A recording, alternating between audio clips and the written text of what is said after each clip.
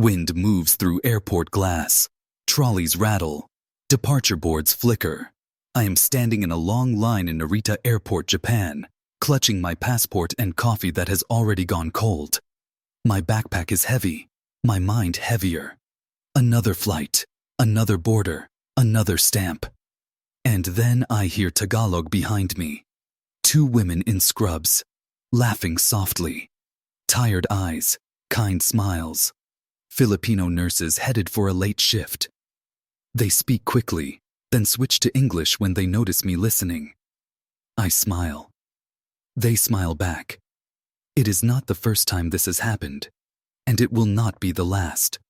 I am a Russian woman, a digital nomad. My life has been packed into suitcases for years.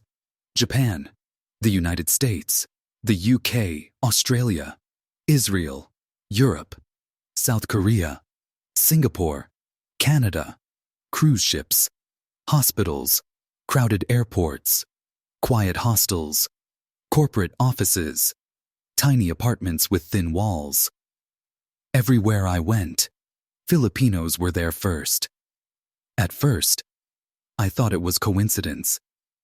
In Tokyo, a Filipino cashier helped me order in broken Japanese when I was lost and panicking.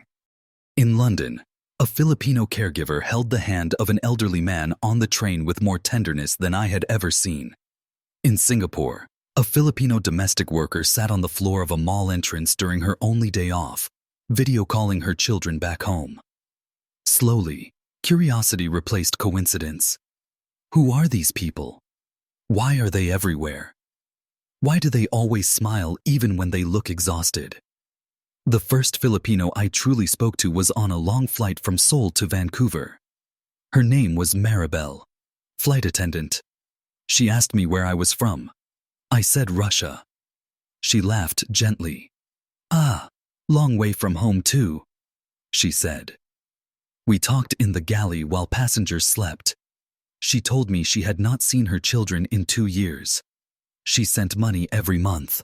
She worked double shifts. She smiled as she spoke, but her eyes kept looking toward the window, as if home was somewhere in the clouds. I asked her why she left. She didn't answer right away. She just straightened her uniform and said, "I did not leave because I wanted to. I left because I had to." That sentence stayed with me. Later in Toronto, I rented a tiny room in a shared house. The landlord was Filipino. Every Sunday, the kitchen filled with the smell of garlic, soy sauce, vinegar, and laughter. I was invited to join. At the table, I met a nurse, a construction worker, a caregiver, and a woman who cleaned offices at night. None of them were rich. All of them sent money home. One man showed me photos of his daughter in graduation robes. He had not been there in person. He cried quietly when he told me this. I realized then, this was not just migration. This was sacrifice.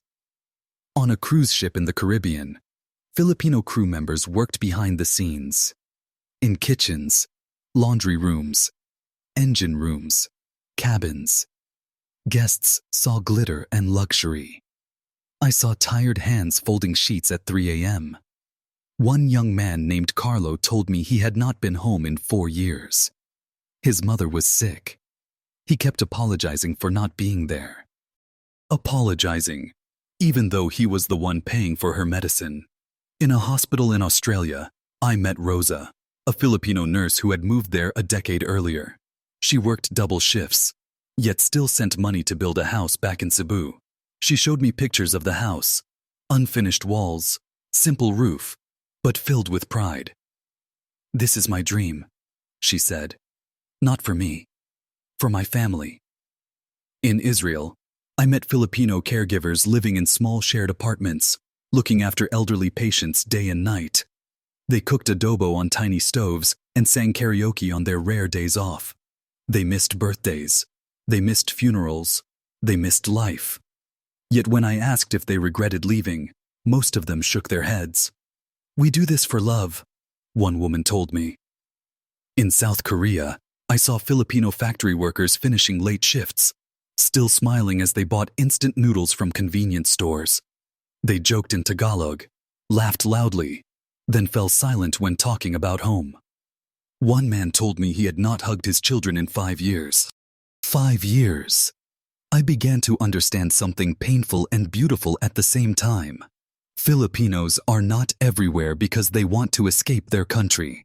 They are everywhere because the world needs them, and their country cannot yet give them enough.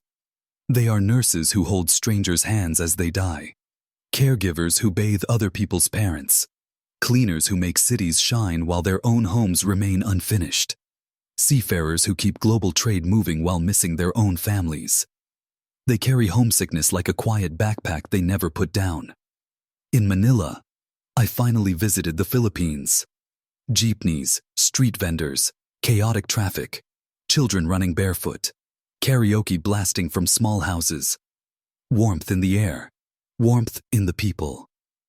A family invited me to eat without knowing me. A tricycle driver refused to overcharge me. A woman at a sari-sari store gave me extra candies for your journey. I asked one mother why so many Filipinos leave. She looked at her children playing outside and sighed. Because loving them sometimes means leaving them. That sentence broke me. I sat on a beach at sunset and watched overseas Filipino workers video call their families on the shore. Tears mixed with laughter. Distance mixed with devotion. I realized this story was not about travel. It was about love stretched across oceans.